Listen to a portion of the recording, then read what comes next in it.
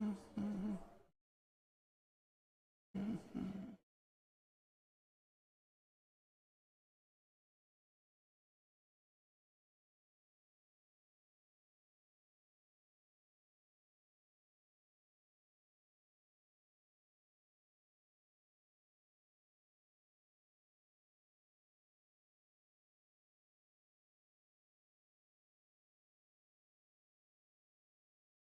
this thing?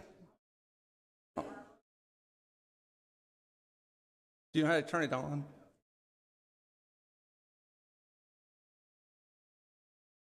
Ah, found it.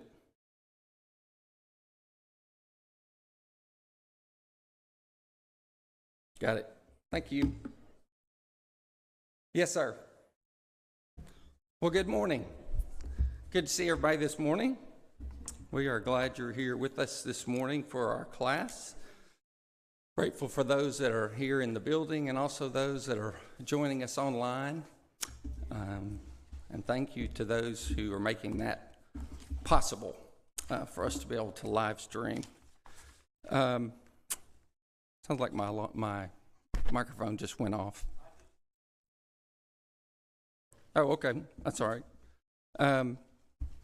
Do I need to put on the lapel? No. If you don't have to listen. Take two. Arlington class. Again, we're glad you're here. Just a couple of things to note in our thoughts and prayers. I want to congratulate Shane and Jamie Mink as they welcome their new son, Barrett James. And we also need to continue to pray for George Sanders as he's recovering from heart surgery. I think he was feeling quite a bit better once they completed that. Rosalind Davis is at NHC next to the Old St. Mary's. And Judy Baker's recovering from heart surgery. Kathy Klink has an infection and heart issues that we need to continue to remember. Also, my wife, Bobby Lynn, is going to have surgery tomorrow to remove her gallbladder. So prayers for Bobby Lynn. That's an outpatient procedure, but something she's not really excited about. I don't know. We were trying to determine if she'd ever been under anesthesia or not. We weren't sure. Couldn't think of time. But so we are in the process of studying Acts, and we are seeing things change quickly among the characters, the people that are in Acts that we see Luke bringing out to us, and it's amazing. So much of the time you could probably entitle this the Acts of the Apostles or the Acts of the Holy Spirit, because as much emphasis as we've been trying to place on the Spirit, the more you see it. If you're not looking for something, if you're just kind of just reading casually, and you're not looking for that, you might miss it in places. Bobby and I were talking about that this morning. But it's everywhere, and it's on full display. So last week, Leland talked about chapter 8, Acts chapter 8. So we're doing chapter 9 this morning.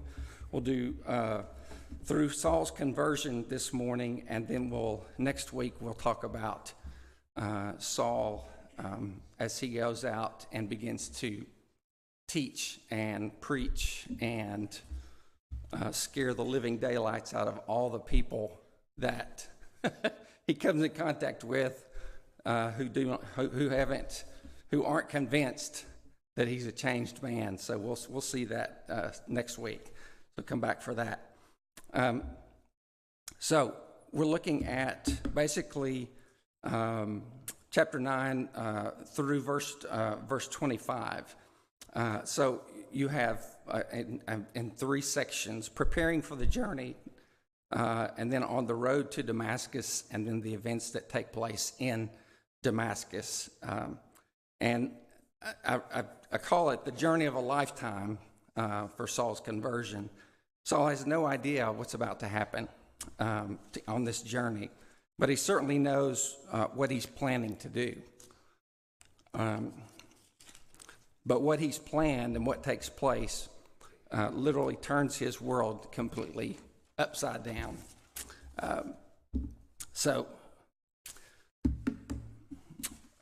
If we start and look at the first two verses of chapter 9, it says, "Meanwhile," in other words, that means at the same time, all the events that were taking place that we saw with Philip and the eunuch and the continual spreading of the word, this situation is still taking place in Jerusalem, where Saul is. So it says, meanwhile, Saul was still breathing out murderous threats against the Lord's disciples. He went to the high priest and asked him for letters to the synagogues in Damascus, so that if he found any there who belonged to the way, whether men or women, he might take them as prisoners to Jerusalem. So it says, if you remember, Saul was standing in approval at the stoning of who? Of Stephen. He was standing there in full approval. They talked about laying their garments at the feet of this young man named Saul in chapter 7, verse 58. And he was also it says in chapter 8, verse 1, that he was in hearty agreement with putting Stephen to death.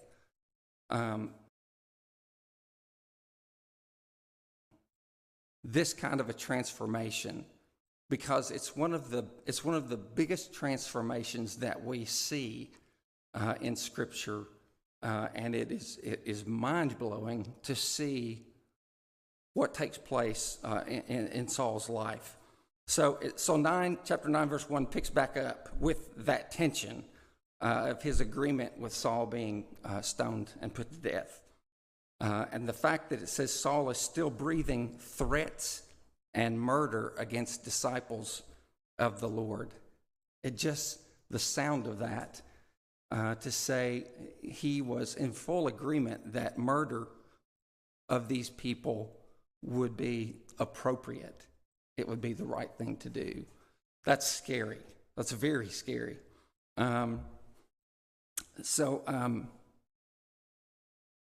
So when we pick back up, that tension is still there. Saul's still breathing out these threats.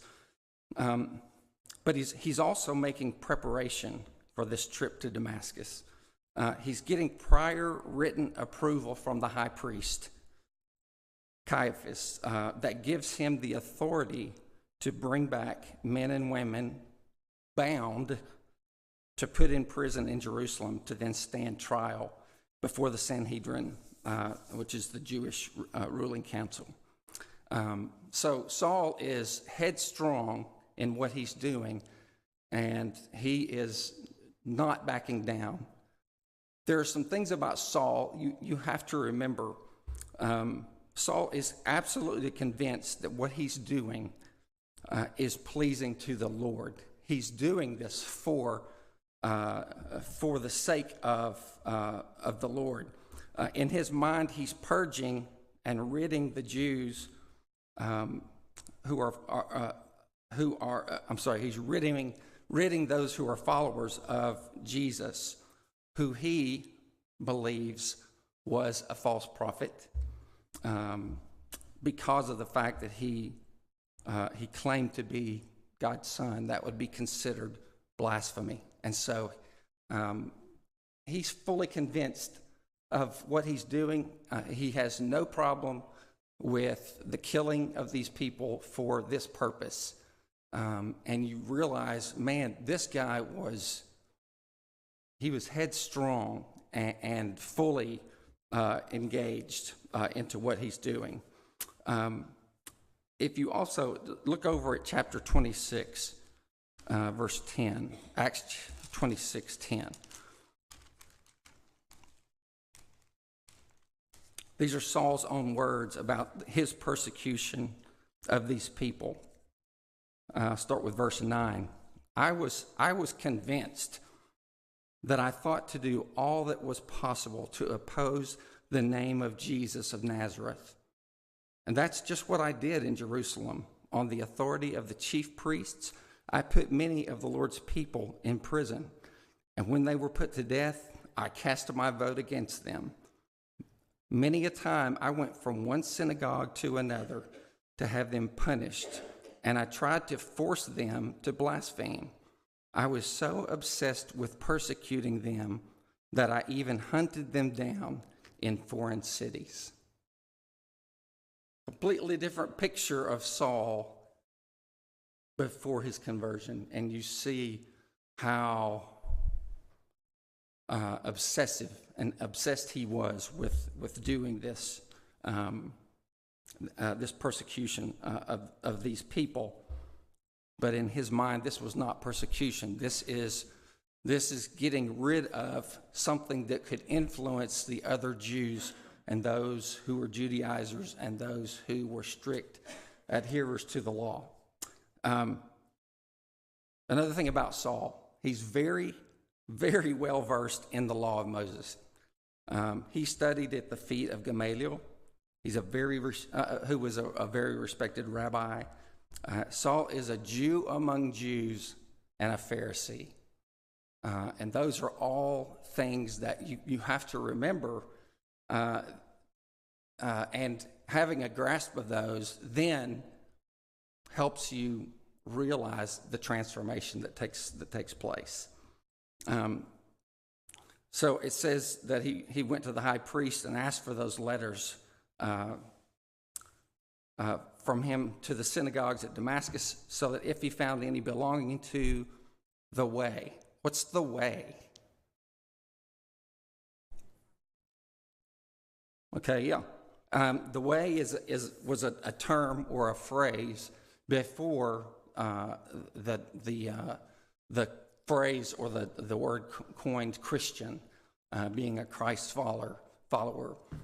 The way was a way that, or is a phrase that was used, could mean the way of the Lord, those who were calling on the name of the Lord, and as I said, an early name for Christians. It's found in a number of places. The way is found in a number of places there in Acts, in chapter 19 and chapter 24 also. All right. So we're on. So he's done his pre-work. He's ready to go. He takes off to Damascus. Damascus is 135 miles north, 135 to 175, depending on the way you went and how fast you could walk or how fast your donkey could go.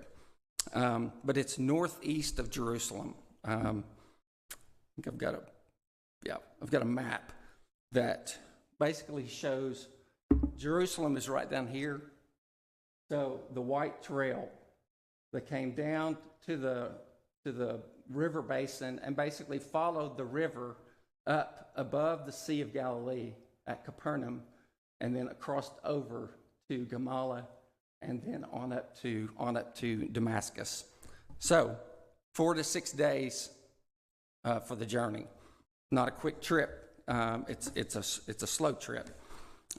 Damascus is a commercial center on the way between Egypt and Mesopotamia. So Egypt on over here. So this is a major route, and Damascus is a commercial center. And also remember the dispersion that has taken place. Remember, we talked about the dispersion after the stoning of Stephen, and we see the Christians disperse, or the followers disperse away out of Jerusalem. And we remember the words that the word would spread through Judea, Samaria, and throughout the ends of the earth. So that spreading has taken place this way, and up this way. But Damascus, one thing about Damascus is there was I don't think I mentioned this, but it had a substantial Jewish population. So that would be why Saul would be going to this place. Had a major Jewish population. They don't want infiltration of these people who were following the way. They don't want them to get involved with those that are in Damascus. So Paul says, it's my job to go root them out. And he gets the authority to go do so. And so this would be the route that he would have taken. So starting with verse 3, it says, as he neared Damascus on his journey, suddenly a light from heaven flashed around him. He fell to the ground and heard a voice say to him, Saul, Saul, why do you persecute me? So they're close to Damascus. Remember I said several days to get there. Apparently they're fairly close because it says as they approach Damascus is when this takes place. And this light is not just a bright light, because when we learn who it is, it's more than just a light. It's more than just a light, sort of a bright light with a voice maybe coming.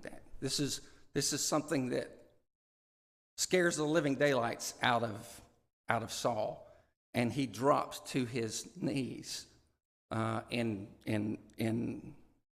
fear. But it's not just a bright light.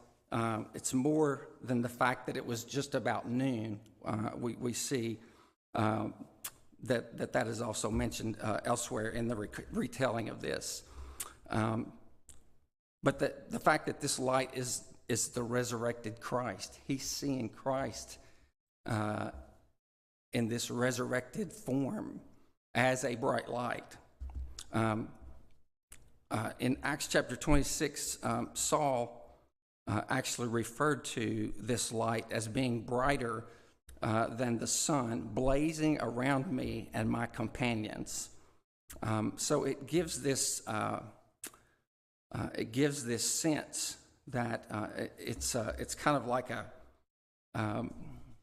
a supernatural scene that takes place.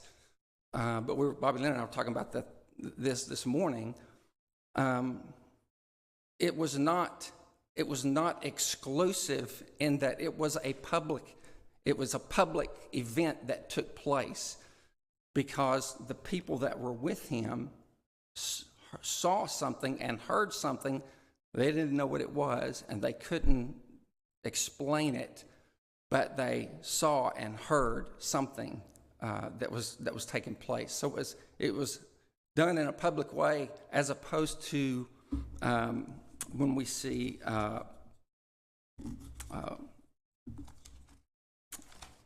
what's his name? Just went blank on his name. Ananias.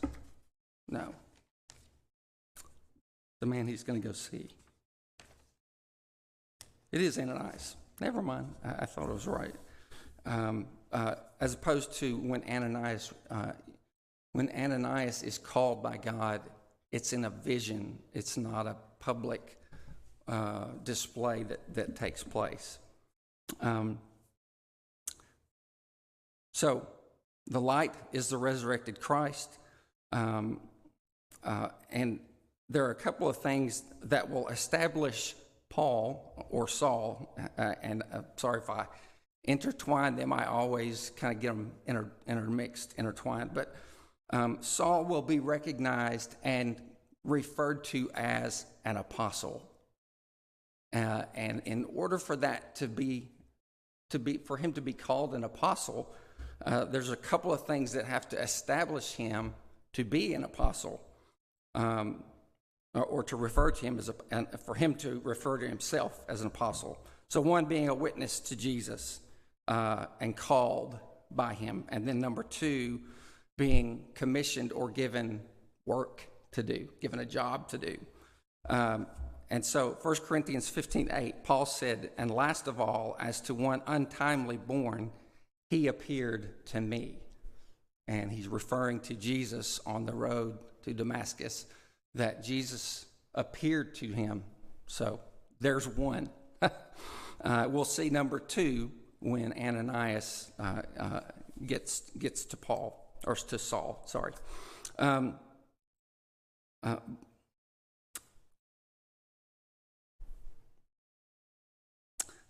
But there's something more about this when you look at Paul's own accounts of what has happened to him. And we can talk about this. I wasn't exactly sure where to put it in the notes because it's something that you could really place anywhere, but I wanted to go ahead and bring it out. Saul is going to be transformed from being a defender of the truth to being a witness of it. And there's a difference, and you see it in Saul's life. Being a defender is different than being a witness, and the motivation is different. And you see, remember we talked about Saul's motivation before, and whatever path he is on it 110%, and he will not waver from it. So he's on the wrong path, but we want that 110%. And so God is going to do that through this transformation. But something else that, as I was reading, and to me this is big, and it sort of falls in line with some of the things we've been talking about. Paul stands as an example of the reformed and reconstituted people of Israel. This is what God has in mind when people who were Jews who learned and got enveloped into an understanding the law. And this was supposed to be the next step. This is the way we should all be in terms of the commitment, in terms of the overall picture. What we've termed the upper story and the lower story. This is them coming together because you see Paul, who is sort of an example of what reformed and reconstituted people of Israel would and should look like. I just want to read something real quick that I don't know that I'll have time to read it all, but I want to read parts of it because it talks a little bit more about this. Paul stands as an example of the reformed and reconstituted people of Israel. As Luke presents it, the reformation and ingathering of the people of God is one of the crucial aims of Jesus' mission. This mission continues in Acts. The picture of Paul fits into this emphasis on the bigger picture, or the upper to lower story in this reconstitution of Israel. As Paul understands it, God's activity in the life, death, and resurrection of Jesus is intimately connected to the story of God's ongoing dealings with Israel. This means that Paul views his conversion as a homecoming. That is, he does not see his conversion to be at odds with his Judaism. This is seen in Paul's customary missionary practice of going where first when he entered a city. He went to the synagogue, Jews. He would go to that. This was part of his customary missionary practice, is to go to the synagogue first, and only in the face of rejection there, then he would turn to the Gentiles. Paul even sees the preaching of the gospel to Gentiles as one of God's ultimate ends in restoring Israel. In his extensive engagement with the Jews of Pisidian Antioch, Paul cites Isaiah 49:6. I have appointed you as a light for the Gentiles, that you may be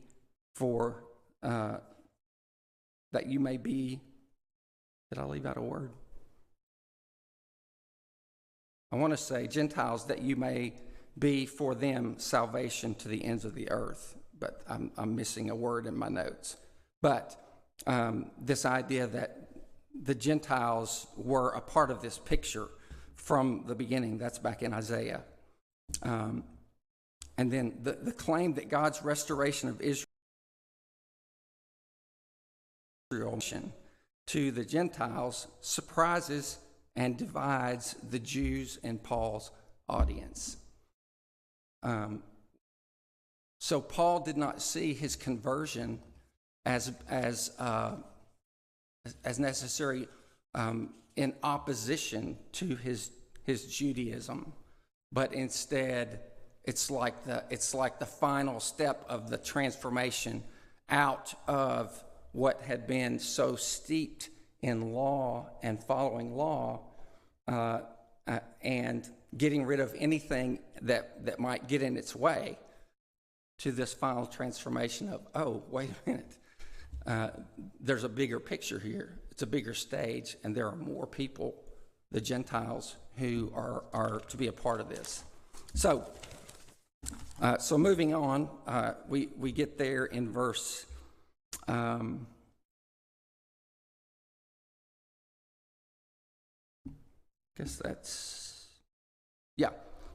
Verse 4, he fell to the ground, and he heard a voice say to him, Saul, Saul, why do you persecute me?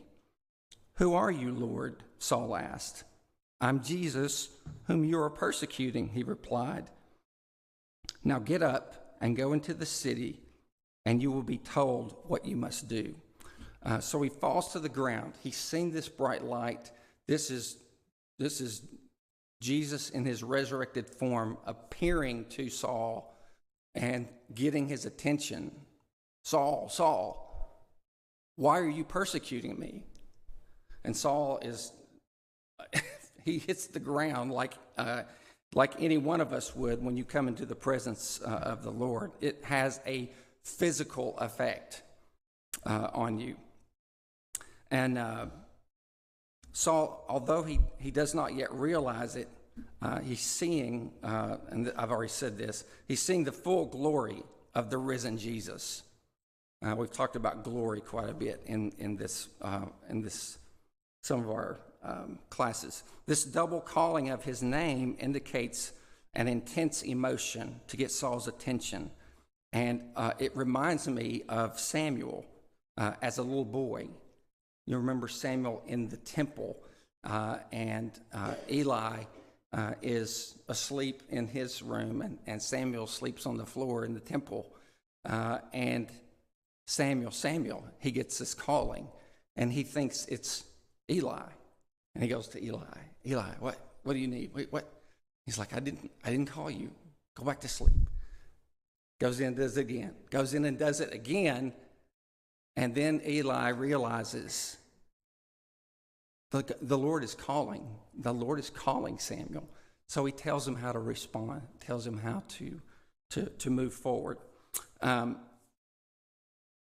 So this voice that says, "Why are you persecuting me?" And you realize that Paul is headstrong against these people, against the church, the way, however, the Christians, however you term it. But what Paul does against any of these represents an attack against Jesus. To persecute the way is to persecute Jesus. Jesus closely identifies with his own, Matthew 25, 35, and 42 through 45. This idea of persecution, dioko, is a verb. And we see from chapter 10, verse 19, that it's a very serious charge to be against the Lord. It's not a place where we want to be, is going against the Lord. And that's what this persecution is doing. You're going against God. But Saul has enough sense and respect for his Jewish heritage and a high regard for this heavenly encounter that he says, "Who are you, Lord?" Who? What? Who is this? He says, "I'm Jesus whom you're persecuting." And Saul is just given a directive to get up, enter the city, and he'll be told what he must do. He doesn't get a dissertation of a lot of stuff. He's given a directive that says, "Hey, this is me you're dealing with. Stop. Go to the city, and we'll figure out, what happens next." If you look in 26:16, we were over there earlier, I think. Saul recounts more of the directive in his own words. He says that in 26:16, 15 says, "Then I asked, 'Who are you, Lord?' 'I am Jesus whom you are persecuting,' the Lord replied. 'Now get up and stand on your feet. I have appeared to you to appoint you as a servant and as a witness of what you have seen and will see of me. I will rescue you from your own people and from the Gentiles. I am sending you to them to open their eyes and turn them from darkness to light and from the power of Satan to God, so that they may receive forgiveness of sins and a place among those who are sanctified by faith in me.'" So Saul gives us a little bit different, or not so much different, it's just a deeper understanding of what was said to him. But something else you have to keep in mind is Saul, when he recounts the story of his conversion, he's doing it for a reason, and he's telling it based upon the audience he's telling it to. So in chapter 22, 3 through 6, he is talking to the accusing Jews who are trying to kill him and imprison him, and he tells it in a different way, and at the end of it, they realize, wow, Saul's one of us. He's a Jew. He's a Pharisee. He's a law keeper. He's all these things. And Saul tells about his conversion, and then makes sure that he says, "Oh, and Jesus said, 'You are to go to the Gentiles,' and they stopped everything and they cut him off, and they're trying to kill him. They don't want to hear anything else he has to say." So when Paul recounts it, he recounts it here in 26:16. Here he's talking to King Agrippa. So he's been in prison. He's been moving through prison, different places, and he tells it. But again, he's still telling it in a way based on his audience. So you have to remember that. But at least you get a sense of what else was said by this secondary account. So in verse 7, the narrative says that the men traveling with Saul stood there speechless, and they heard the sound. Some versions say voice, but did not see anyone. So there's something public, as I mentioned, about what takes place, even though Paul alone receives the full impact of what takes place. No one else is suffering the full impact like Saul is, because it was directed directly to him. And then I said, as opposed to the appearance to an Ananias, which was in a vision. So as we move on, Saul gets up, verse 8. He opens his eyes, but he can't see. He can't see anything. So they led him by hand into Damascus. It says Saul got up. When he opened his eyes, he could see nothing. They led him by hand into Damascus. For 3 days he was blind and did not eat or drink anything. So you have this period of time where Saul is blind. He cannot see. He has to be led around by hand. And they lead him to a place there in Damascus. It's a couple of things I had jotted down. It's an outcome of having seen the glory, or seen such glory, and it shows Saul's reduced to powerlessness and helplessness before God. Sometimes they say you've got to hit rock bottom before you can change and come out on the other side. And it's not so much a judgment as it's a time for Saul to pause, reflect as his eyes have reacted to the strength of God's glory. What he's seen is not something that very many people have ever seen. So it's a lot to deal with. For 3 days he sits in darkness, probably fasts by having no food or drink, processing what's taken place. There's no reference to the fact that he was fasting, but it seems like it's implied that he's fasting. But we also learn in verse 12, a little bit later, that Saul has been in prayer, because that's what's told to Ananias. So I asked the question: Is Saul sitting there? Is Saul sitting there alone with his own thoughts? What do you think?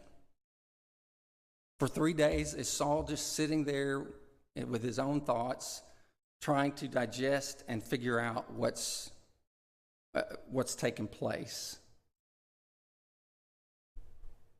Anybody think one way or the other? A couple of things that I noted. I can't help but think about Jesus when he was in the wilderness for 40 days. He fasted, he was tempted, but in Luke 4:1 it says Jesus was full of the Holy Spirit, and in 4:14 he returned to Galilee in the power of the Holy Spirit. So I personally don't know that Saul is sitting there alone, left to his own thoughts. It's possible he may not be alone. We know that he will be filled with the Spirit when Ananias comes, for sure. But I don't know that there could not be something, somehow, some way, where he is getting an education of what's taking place. Yeah.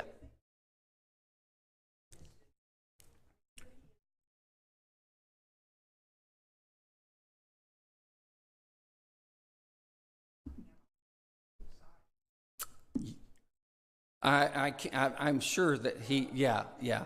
Bernice was saying, do you think he's sitting there saying, how in the world did I miss this? Yeah, I can't imagine that didn't go through his head a few times.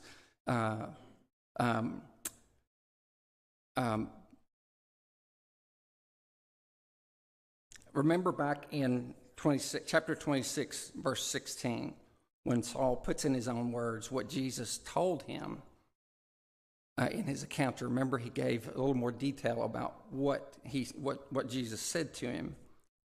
And a couple of those things were that I have appeared to you to appoint you as a servant and a witness of what you've seen of me and what I will show you. He says, I will rescue you from your own people and from the Gentiles. He says, I'm sending you to them to open their eyes and turn them from darkness to light and from the power of Satan to God, so that they may receive forgiveness of sin and a place among those who are sanctified by faith in me. That would be a lot to think on and digest all on your own. Wayne?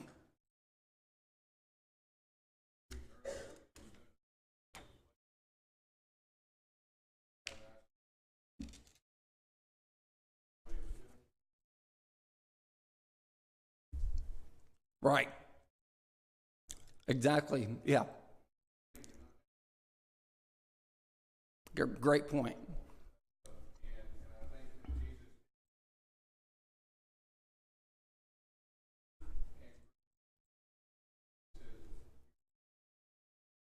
Yeah.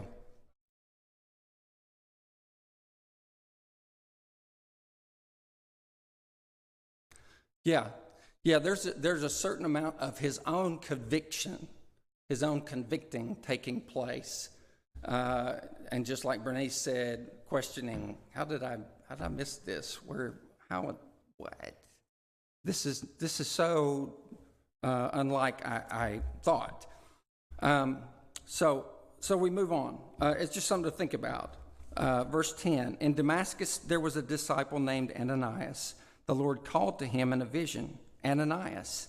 Yes, Lord, he answered. Does it sound like Ananias may have talked to the Lord before in the way that he responds, yes, Lord, like matter of fact, John?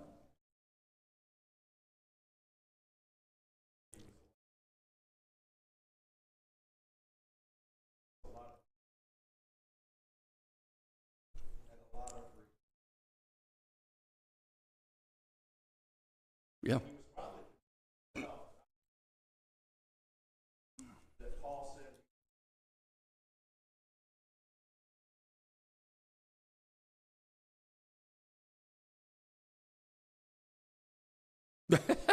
Yeah, yeah, but yeah, Living with that, knowing that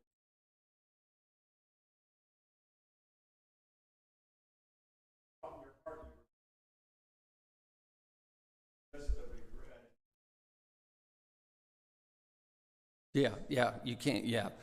Yeah, John was talking about just the sheer dealing with the guilt that he is feeling based upon the path that he had been on, and having to deal with that and beating himself up over that as well. But Ananias says, yes, Lord, when he calls him. The Lord told him, go to the house of Judas on Straight Street and ask for a man named Tarsus. I can't read. Go to the house of Judas on Straight Street and ask for a man from Tarsus named Saul, for he is praying. In a vision, he has seen a man named Ananias come and place his hands on him to restore his sight. So as he talks to Ananias, he sort of leads him along. He's like, oh, and he's seeing this vision of somebody named Ananias, maybe you, to go and lay hands on him.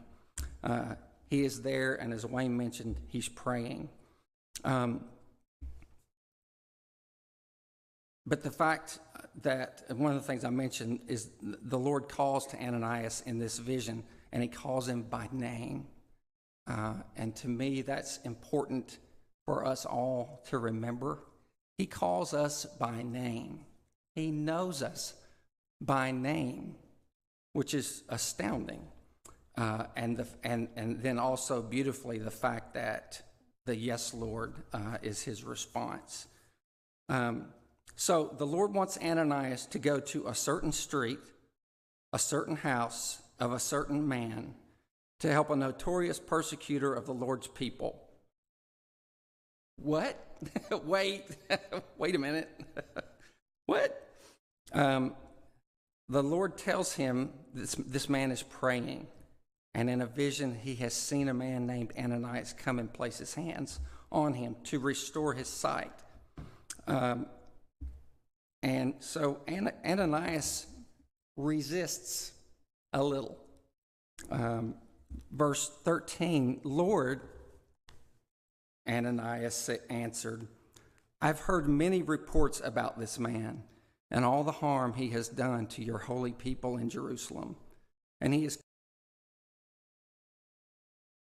come to arrest all who call on your name. Okay, it's a 4 to 6 day journey to get to Damascus, but word is already there that this man, Saul, is coming to persecute the church. And Saul already mentioned it when he talked about his previous bouts and going into synagogues. He's been there before. He's done this before in other places. So it's not news that he's going to be coming to do this, but Ananias is fully aware of what's taking place here, and he's a little concerned. He knows why Saul is coming. He knows, he knows that Saul has the approval of the chief priests to arrest all who call on your name. Ananias is fearful. He's put in a position where his faith and his fear are rubbing up against each other. You ever been in a place where your faith and your fear is rubbing up against each other, and you don't want one to overtake the other? Actually, you do. You want your faith to overcome your fear. But that's the position he's in, is that rubbing up against his fear. So it's not easy for him. Verse 15 and 16, the Lord says, he responds to Ananias. He hears what Ananias has to say, but he's not having any of it. He says, go. So when he says go, you go. But the Lord said to Ananias, go. And this is what's important. This man is my chosen instrument to proclaim my name to the Gentiles and their kings and to the people of Israel. I will show him how much he must suffer for my name. So when the Lord responds and gives Ananias a completely different vision of what is, he's giving him a new perspective of what is taking place, a new perspective and outlook on what's happening. It causes him to take the focus off of who? Himself, and to see what God's doing. This is news to Ananias. The Lord's telling him he has changed Saul's vocation. And the new purpose for Saul, now being here in Damascus, is completely different than the purpose before. He's changed his vocation. He's changed his outlook. And Saul is described as the Lord's chosen instrument. I'm not a Greek person, but a chosen instrument is a vessel that's been chosen, and the Greek describing the quality of the vessel. So he's saying, Saul, he's my vessel. He's the one who has the passion, the drive, the fortitude, and the desire to please and follow what he believes and live out his faith. He's my chosen instrument. Ananias is like, I got you. I'm on it. And he goes.